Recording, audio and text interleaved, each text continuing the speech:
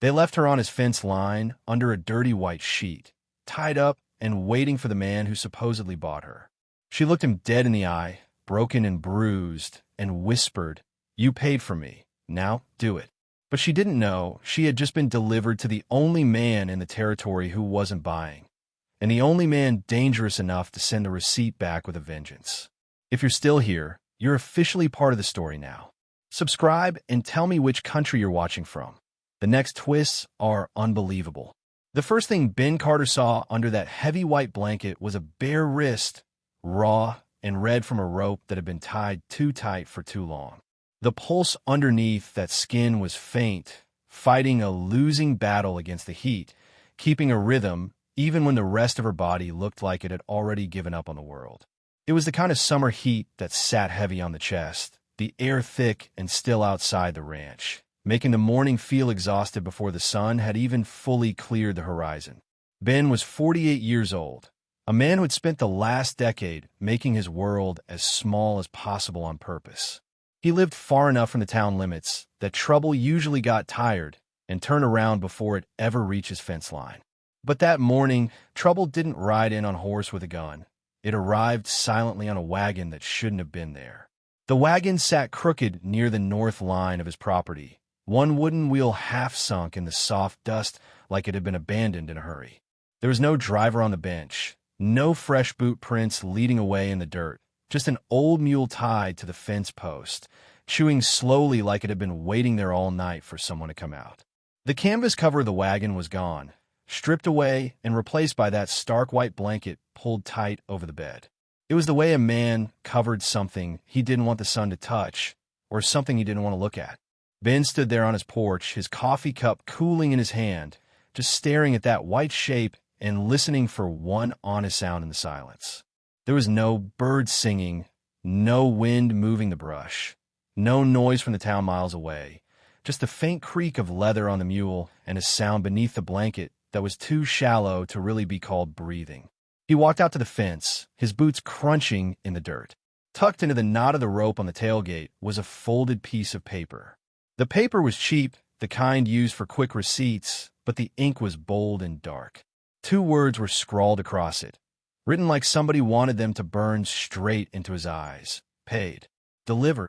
There was no name on it, no destination listed, no signature that mattered, just a smudge of a seal from a shipping clerk and a stain along the edge that looked unsettlingly like sweat. Ben's jaw tightened until it hurt. He hadn't ordered anything. He hadn't asked for help, and he certainly hadn't paid a soul in that town for a single favor. Not since the day he buried his wife and decided that the world could keep its hands off his life for good. He reached out and pulled the blanket back. A young woman lay in the wagon bed, curled up tight, like she had tried to fold herself into nothingness to disappear. Her hair was matted with dirt and sweat, and her lips were dry and cracked from dehydration. Her cheeks were bruised, dark marks sitting in the soft places where a violent hand could fit perfectly. But it was her wrists that made Ben's stomach turn. They were tied, not with care or for safety, but with the kind of harsh, complicated knots that said, "You are not a person. You are cargo." As the sunlight hit her face, her eyes fluttered open. She stared up at Ben, but there was no hope in her look. She looked at him like she had already met death and decided he was just another form of it. She didn't scream. She didn't beg. She just looked at him with a terrifying acceptance and whispered, "You paid for me. Now do it." Ben didn't blink. He didn't flinch at the words. He didn't ask her what she meant because, looking at the ropes and the note, he understood enough. In her mind, he was the buyer, the last stop on a terrible journey, the man who now owned whatever was left of her life. He leaned in closer, his voice coming out low and controlled, almost too quiet to hear. "I didn't buy you, and I don't take what ain't freely given." He expected relief, but her eyes didn't soften. They hardened. That was worse. That meant she thought there was no plan, no rules, no deal to follow anymore. It meant she was staring into an empty space where mercy should have been. "Then don't send me back," she whispered, her chin trembling just once before she forced it still. "Do something," Ben told himself. He pulled a small blade from his pocket and cut the rope, careful not to nick her skin. When the knots fell away, her hands didn't reach for him or for help. They stayed close to her chest, guarding the little bit of herself she still trusted. He lifted her anyway, ignoring her stiffness, and carried her inside the cabin like she was the only thing in the world that mattered. Inside the cabin, he set her down in the back room and left a cup of water within her reach. Then he stepped back, giving her the space she needed to remember how to breathe. The girl watched him, her eyes measuring the distance between them like it was a weapon. Ben walked back outside to the wagon. He studied it the way a rancher studies storm clouds gathering on the horizon. He crouched by the wheels, and his stomach tightened again. The tracks were wrong. They were too clean, too shallow, like the wagon had been pushed into place by hand. It hadn't been driven in fast. It had been staged like somebody wanted it found but didn't want their own trail left behind. On the tailgate, beneath where the blanket had been, there was something else, a faint mark in the wood, pressed hard enough to leave a permanent impression. It wasn't a brand, and it wasn't a name, but it was a symbol, simple and deliberate. It was the kind of mark a man uses when he thinks he is so powerful that no one will dare question him. Ben's hand hovered over it. His fingers shook once, just once, in a way they hadn't shaken in years because he had seen that symbol before. The last time he saw it, he was standing beside a fresh grave, listening to a preacher talk about heaven while the desert swallowed the only thing he had ever loved. Ben spent the next hour in the kitchen, his movements mechanical and hollow. He stoked the fire in the iron stove, the wood popping and hissing as it caught, but he didn't feel the warmth. His mind was miles away, or perhaps years away, trapped in a memory of a time when he thought he could protect what was his. He boiled a pot of thin broth, the steam rising to dampen his weathered face. Every few minutes, he would pause, head tilted toward the back room, listening for any sound of movement, a sob, or even the rustle of sheets. There was nothing. The silence coming from that room was heavier than any noise he'd ever heard. It was the silence of someone who had learned that making noise only brought more pain. When the broth was ready, he poured it into a ceramic bowl, the spoon clinking softly against the rim, a sound that felt like a gunshot in the quiet house. He walked to the door of the guest room and hesitated. His hand hovered over the latch. He was a man who worked with cattle and horses, creatures that understood strength and command, but he had no idea how to talk to a person who had been treated like a piece of mail. He pushed the door open slowly. She hadn't moved. She was still lying on her side, her eyes fixed on a knot in the pine wood wall. She looked smaller now that she was out of the wagon, lost in the oversized quilt he had thrown over her. "You need to eat something," Ben said, his voice sounding gravelly and strange to his own ears. He didn't come too close. He set the bowl on a small wooden crate near the foot of the bed. He watched her eyes shift, tracking him like a cornered animal. "It's just broth.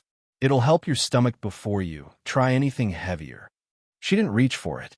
Instead, she sat up with a slow, agonizing effort, her muscles stiff from being bound. As the quilt slid down, Ben saw the purple-yellow bruising around her throat, fingerprints. The sight of it sent a cold, sharp spike of rage through him, but he kept his expression flat. He couldn't let her see his anger. She'd think it was for her. "What's your name?" he asked, trying to soften his tone.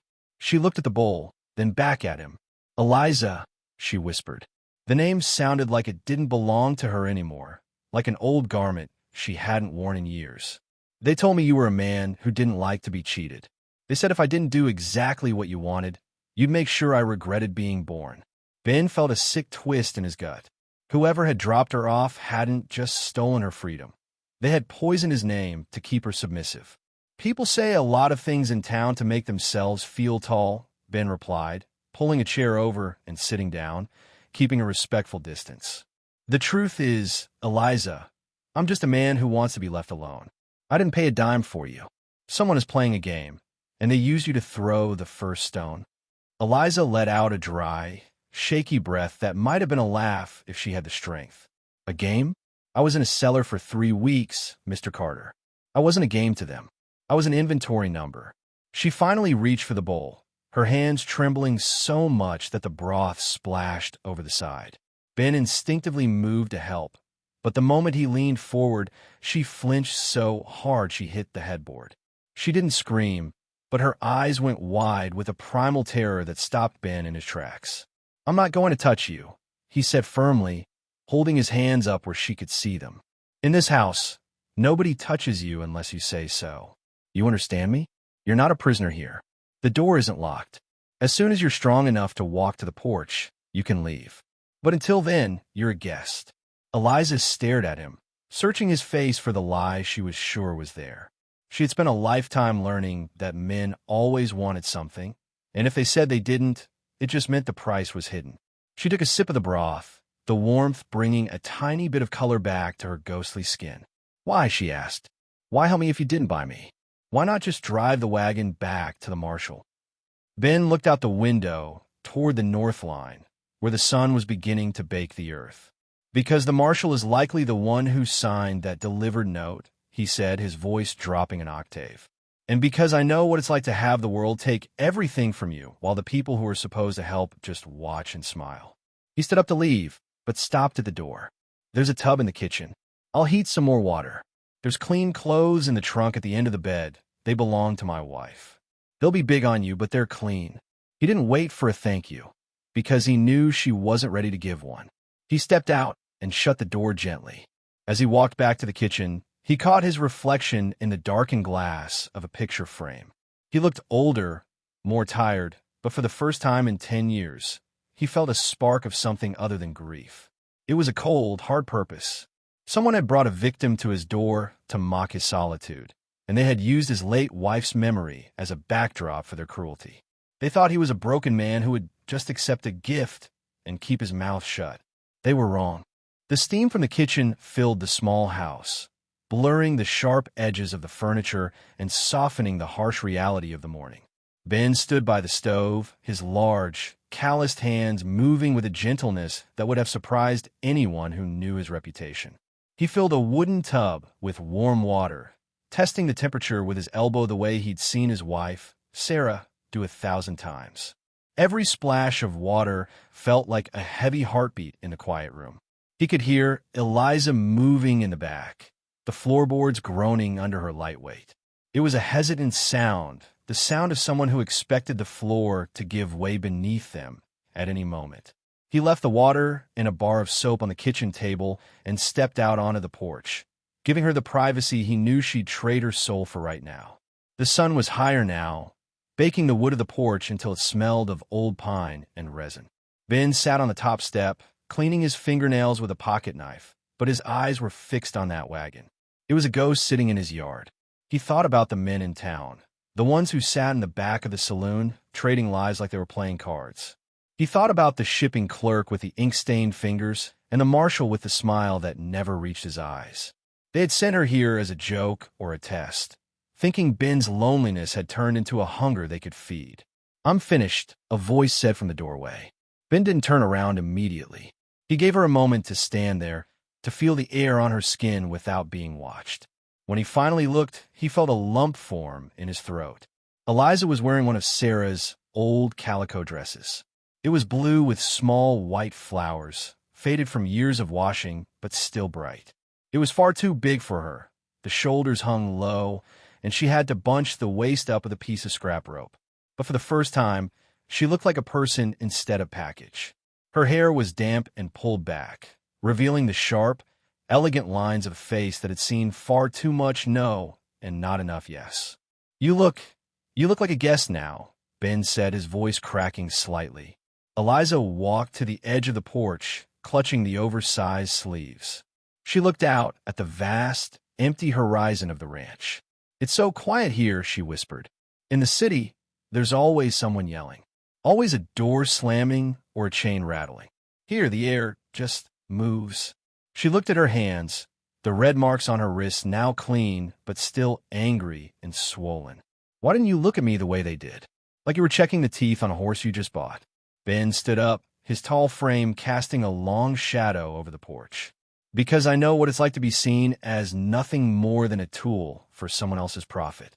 My father worked himself into a grave for a mining company that didn't even send a card to my mother. I decided a long time ago that I wouldn't be part of that cycle. He walked to the railing. You're safe here, Eliza. Not because I'm a good man. I've done things I'm not proud of, but because I'm tired of seeing the wrong people win. She looked at him, and for the first time, the wall in her eyes cracked just a little. A single tear tracked through the dust, still lingering on her cheek. They're going to come for me, she said, her voice trembling. The man who sold me. He doesn't like losing his property. He'll think you're keeping me for yourself, and he'll want his payment back. Ben reached out, almost touching her shoulder before drawing his hand back, remembering her flinch from earlier. Let them come, he said, and the coldness in his voice was sharper than any blade. They delivered you to the North Line, Eliza. That means you're on my land now. And on this land, the only law that matters is mine. He saw her shoulders drop, just an inch, as the tension began to leak out of her. It wasn't trust, not yet, but it was the beginning of an alliance. She wasn't just a victim anymore, and he wasn't just a hermit. They were two broken things standing in the sun, waiting for the storm they both knew was coming. Ben looked at the horizon and saw a faint cloud of dust rising in the distance. Someone was coming. The dust on the horizon didn't move like a natural breeze. It had the rhythmic, steady kick of a rider who didn't care about his horse's lungs. Ben watched it for a long time, his hand resting on the smooth wood of the porch railing. He felt a presence behind him and turned to see Eliza. She was holding a dishcloth, her knuckles white as she gripped the fabric. She wasn't looking at the dust. She was looking at Ben's back, searching for any sign that he was about to fold, any flicker of hesitation that meant he was going to hand her over to save his own skin. Go inside, Eliza, Ben said softly. Get away from the windows. It's him, she whispered, her voice brittle. It's Miller. He doesn't send people to do his talking. He likes to see the look on a person's face when he takes what he wants. Ben didn't move. I don't care if it's the governor himself. Go to the kitchen.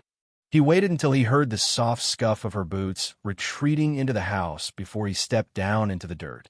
He didn't reach for a gun. Instead, he walked over to the old pump and splashed some water on his face, wiping the grime of the morning away. He wanted to look like a man who was wide awake. By the time the rider pulled into the yard, Ben was standing by the hitching post, looking as unbothered as a man watching the sunset. The man on the horse was younger than Ben expected, dressed in expensive leather that hadn't seen a day of real labor. He had a face that looked like it had been carved out of cold stone, handsome in a way that felt dangerous, like a polished blade. He looked at the ranch, his eyes dismissive of the modest cabin and the aging barn, before settling on Ben. You're Carter, the man said. It wasn't a question. I'm Miller. I believe you received a delivery this morning. There was a bit of a clerical error. The paperwork went to the wrong house, but the cargo ended up in the right place. I'm here to collect. Ben leaned against the post, crossing his arms. I got a wagon and a mule. I got a note that says paid. In my world, Miller, when something is paid for and delivered, the transaction is finished. I don't know anything about a clerical error. Miller's smile didn't reach his eyes. It was a practiced, predatory expression. Let's not be difficult, Ben. You're a man who likes his peace. I respect that. But that girl is worth more than this entire patch of dirt you're standing on. She's got a debt to pay, and she hasn't finished paying it yet. Now, you can be the hero for 5 minutes and end up in a shallow hole. Or you can step aside, let me take what's mine, and I'll throw in a handful of gold for your trouble. The air between them turned electric. Ben thought about the bruises on Eliza's throat. He thought about the way she flinched when he reached for a soup bowl. The rage he had been suppressing all morning started to simmer, but he kept his voice flat, almost bored. You see, that's the thing. I don't like gold that smells like a cellar. And I don't like men who think they can mail order a human being to my fence line just to see if I've still got a backbone. Miller's hand drifted toward the holster at his hip, a slow, deliberate movement meant to intimidate. You're making a very loud mistake, old man. Maybe, Ben replied, stepping forward until he was just inches from the horse's head. He looked up at Miller, his eyes hard and unforgiving. But here's the reality you're missing. You're on my land. You're outnumbered by the ghosts of every mistake you've ever made, and I've got nothing left to lose but my soul. And I'd rather lose that than let you walk into my house. For a second, The only sound was the heavy breathing of the horse. Miller looked at the cabin, then back at Ben. He realized then that Ben wasn't bluffing. This wasn't a negotiation, it was a wall. Miller slowly pulled his hand away from his gun, but the malice in his expression deepened. "You think you saved her?" Miller sneered. "You just made her a target. I'll be back, Carter. And next time, I won't be coming to talk. I'll burn this place down with both of you inside it." He yanked his horse around, digging his spurs in so hard the animal let out a pained neigh. As he galloped away, the dust he kicked up felt like a promise of blood. Ben stood there until the sound of the hooves faded into the heat. His heart was hammering against his ribs, but his hands remained steady. He turned back toward the house and saw Eliza standing behind the screen door, her silhouette thin and trembling. He didn't say anything as he walked back onto the porch. He just nodded to her, a silent assurance that the immediate danger had passed. But as he looked at the horizon, he knew the peace of his small world was gone forever. He had chosen a side, and in this territory, choosing a side usually meant choosing a grave.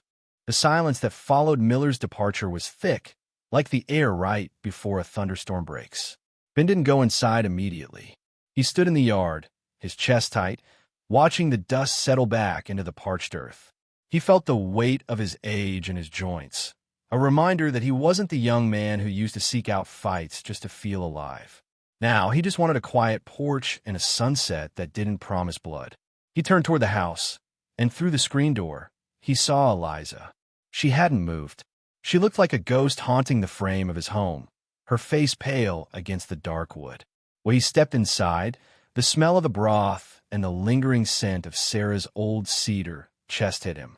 It felt like two worlds were colliding, his past of loss and this new, dangerous present.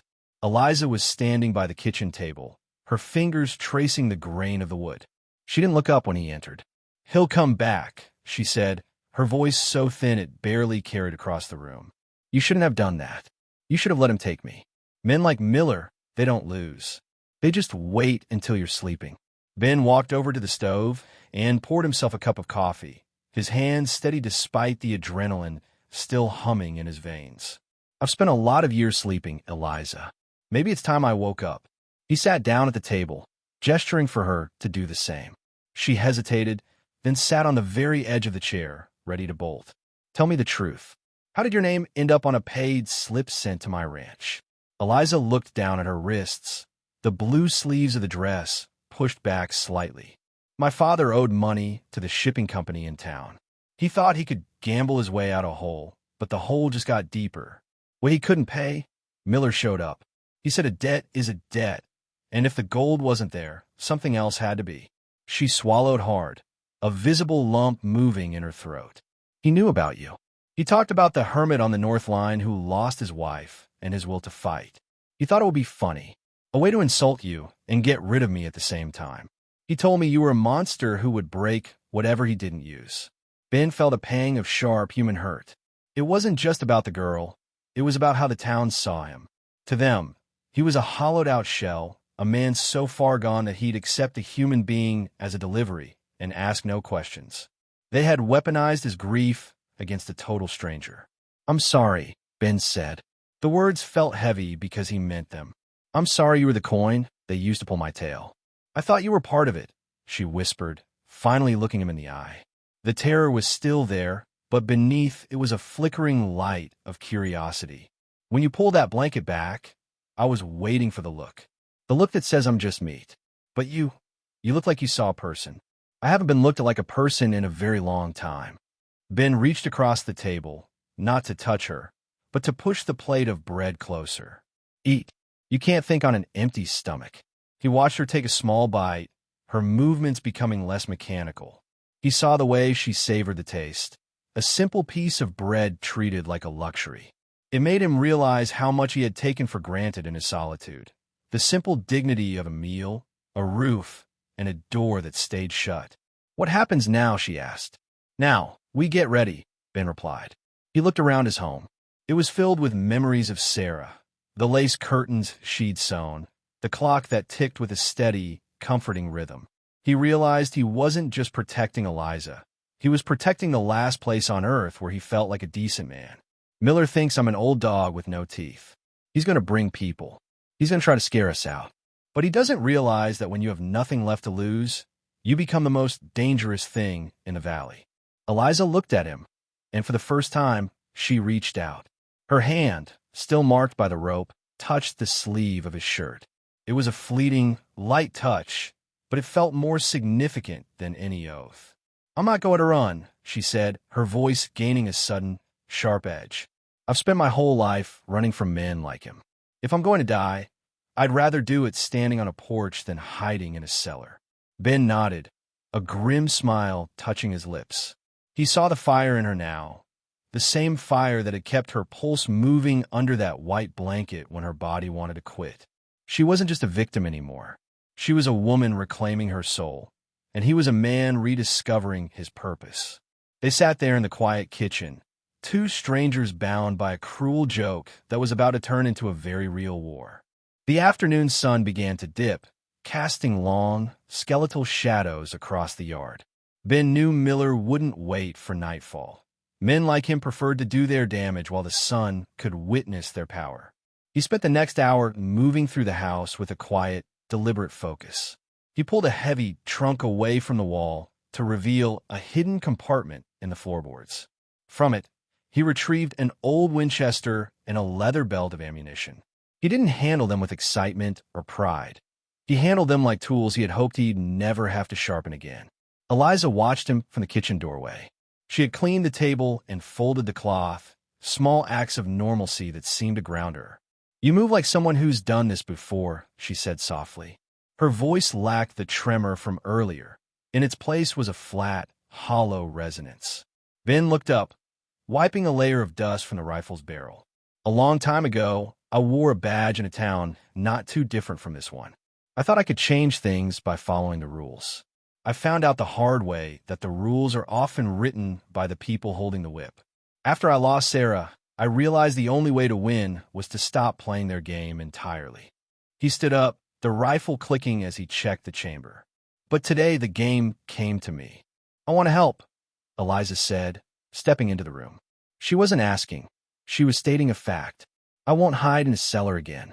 If I'm going to be the reason this house falls, then I'm going to be the reason it stays standing too." Ben looked at her, really looked at her. He saw the bruises, yes, but he also saw the iron in her spine. He handed her a small, sturdy revolver he kept in a drawer.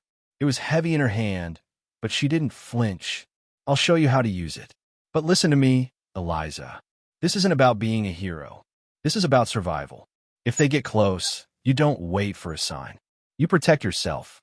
They spent the next hour in the fading light behind the barn. Ben showed her how to steady her breathing and how to squeeze the trigger without jerking the barrel. He spoke to her not as a master to a servant, but as a partner. He explained the mechanics of the weapon with a patient human touch, understanding that for her, this wasn't just a gun. It was the first time she had ever held her own agency in her hands. As the sky turned a bruised purple, the sound of multiple horses broke the silence. It wasn't the rhythmic trot of a lone rider. It was the heavy, disorganized thumping of a group. Ben felt a cold stillness settle over him. He led Eliza back to the house, making sure she was positioned near the heavy oak cabinets in the kitchen where the walls were thickest. "Stay low," he whispered, his hand lingering on hers for a second longer than necessary. "Whatever happens, don't come out until I tell you." He stepped out onto the porch just as 4 riders pulled into the yard, forming a semicircle around the house. Miller was at the center, flanked by 3 men who looked like they'd been pulled from the darkest corners of saloon. They carried torches, the flames licking at the air, casting flickering, demonic light across their faces. The marshal was there, too, sitting slightly back from the rest, his silver badge glinting mockingly in the firelight. "Last chance, Carter," Miller yelled, his voice echoing off the canyon walls. "Bring her out now, and maybe I'll leave you enough of this shack to sleep in tonight. Refuse, and I'll make sure the only thing left of this ranch is the smell of ash." Ben stood his ground, the Winchester held casually across his chest. He looked at the marshal. "You're a long way from your office, Jim. Does the law in this territory usually include arson and kidnapping?" The marshal spat into the dirt. The law says she's property, Ben. Unclaimed property that belongs to the man who holds the debt. You're the one breaking the peace. Then the law is a lie, Ben replied, his voice calm and steady. And I don't negotiate with liars. Miller didn't wait for another word. He flicked his wrist, and a torch sailed through the air, landing on the dry hay near the barn. The flames took hold instantly, a bright, angry orange beginning to eat into the wood. Burn it down, Miller screamed. The world exploded into motion. Ben raised his rifle, but he didn't aim for the man. He aimed for the ground in front of the horses, the dust kicking up and causing the animals to rear back in a panic. He wanted to buy time, to force them into a mistake. But as a second torch hit the porch roof above his head, he realized that Miller wasn't interested in a fight. He wanted an execution. Inside, he heard the back door of the kitchen creak open. He turned, expecting to see Eliza fleeing into the brush, but instead he saw her standing on the threshold, the revolver gripped in both hands. She wasn't looking at the fire or the horses. She was looking straight at Miller, her face a mask of cold, focused fury. In that moment, she wasn't the girl from the wagon. She was the storm that Miller had been foolish enough to summon. The heat from the burning barn was a physical weight, pushing against Ben's skin, but the coldness in Eliza's eyes was sharper. Miller saw her on the porch and let out a jagged, ugly laugh that cut through the roar of the flames. "There she is," he shouted, pointing a gloved finger. The little bird finally grew some claws. "Put that toy down, Eliza, before you hurt yourself and make me raise the price of your skin." Eliza didn't lower the gun. She stepped out into the flickering orange light of the porch, the fire reflecting in her dark pupils. "The price is already paid, Miller," she said, her voice steady and hauntingly calm. "But not by Ben. It was paid by every minute I spent in that cellar. It was paid by every bruise you left. Today, the account is closed." One of the riders, a man with a jagged scar across his nose, spurred his horse forward, thinking he could intimidate her with sheer bulk. He didn't expect the crack of the revolver. The bullet didn't hit him. She aimed for the dirt right between the horse's hooves, but the animal panicked, throwing the rider into the dust. The sudden chaos broke the standoff. Ben didn't waste a second. He fired a shot into the air, a deafening roar that sent the other horses scattering. "Enough!" Ben roared over the sound of the crackling wood. "Marshal, look at her. Look at what you're defending. You took an oath to protect people, not to be a debt collector for a monster. If you let this happen, you're not just a bad lawman. You're nothing." The marshal looked at Eliza, then at the burning barn, and finally at Miller. For a heartbeat, the man's face flickered with a remnant of human shame. But Miller wasn't interested in a moral awakening. He pulled his own pistol and aimed it straight at Ben's chest. "I'm done talking to ghosts and cowards," Miller hissed. Everything seemed to slow down. Ben saw Miller's finger tighten on the trigger. He braced himself, knowing he wouldn't be fast enough. But before Miller could fire, a shadow moved. It was the rider Eliza had unhorsed. He had scrambled to his feet and lunged for her, trying to pull her off the porch. Eliza didn't scream.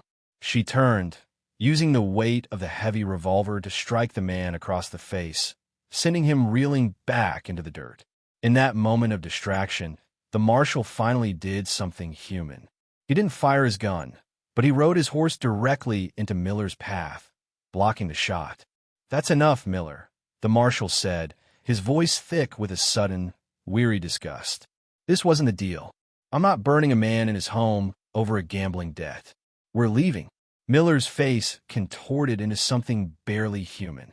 He looked like he wanted to kill them all, but he saw the way Ben's rifle was leveled at his head and the way Eliza stood, regrouped and ready, with the revolver. He was outnumbered by people who had found something to fight for. With a snarl, he yanked his horse around. "This isn't over, Carter. You can't keep her forever. The world will come for its own." "Let it come," Ben said, his voice a low growl. "I'll be right here." The riders disappeared into the darkness, leaving only the sound of the dying fire and the heavy breathing of two people who had just stared into the abyss and didn't blink. Ben dropped the rifle to his side, his shoulders finally sagging. The barn was a loss. The the wood collapsing into a heap of glowing embers, but the house was still standing. He turned to Eliza. She was still holding the gun, her knuckles white. He walked over and gently placed his hand over hers, easing the weapon down. She didn't flinch this time. Instead, she leaned into him, her forehead resting against his chest for just a second. It wasn't a romantic gesture. It was the lean of a survivor finally finding a solid place to rest. "You did it," Ben whispered. "You stood your ground." Eliza looked up at him, the soot and sweat making her look like a warrior. "No," she said softly. "We did it. You gave me a place to stand. I just had to decide to stay there." They stood on the porch, watching the last of the flames flicker out. The ranch felt different now. No longer a hiding place for a grieving man, but a fortress for two people who had decided that their lives were worth more than the price others put on them. The night was quiet again, but it was a different kind of quiet. It was the silence of a new beginning. The morning sun rose over the ranch, but instead of the usual heavy, stagnant heat, a fresh breeze swept through the valley, carrying away the scent of the charred wood. Ben and Eliza spent the early hours working together. There was no need for many words. They communicated through the shared task of clearing the debris.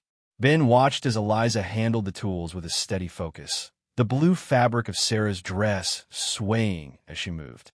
She wasn't just clearing a field. She was clearing the wreckage of her own past.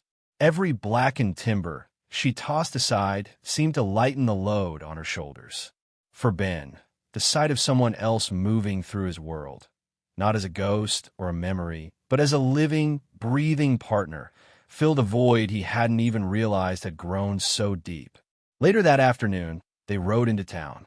Ben didn't go in with his rifle drawn, and Eliza didn't hide her face. They walked straight into the shipping office, the very place that had stamped her life as delivered. The clerk behind the desk, the man with the ink-stained fingers, looked up and went pale, his eyes darting toward the door as if looking for an escape. Ben didn't scream or break things. He simply placed the paid note on the counter and leaned in, his voice low and cold. "The next time you trade in lives instead of grain," Ben said, "make sure you're ready to pay the price yourself. Because I'm keeping this note. And if I ever see another wagon like that one on the North Line, I won't be coming for an explanation. I'll be coming for you."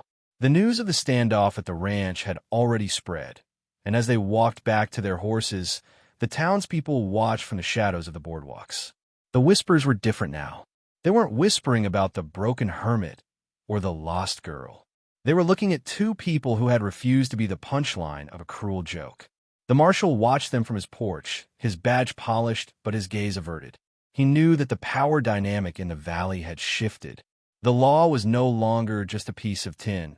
It was something that had been held accountable by a man with a backbone and a woman with a soul. Back at the ranch, as the sun began its descent, Ben stood by the porch railing.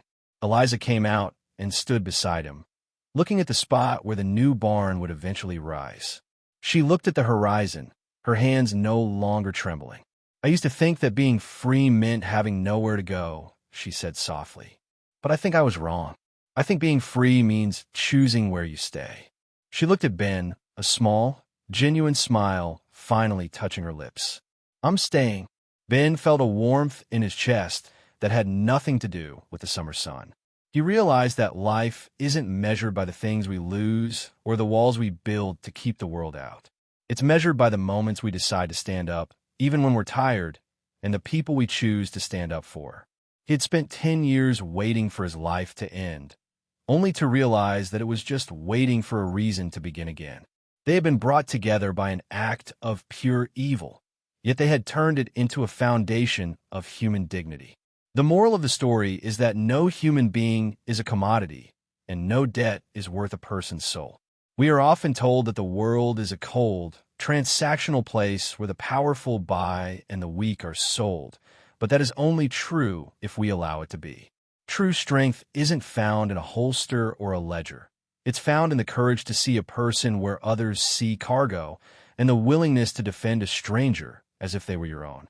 When the world tries to deliver you to your breaking point, remember that you are the one who decides when the transaction is finished. Kindness isn't a weakness. It's the only thing that survives the fire.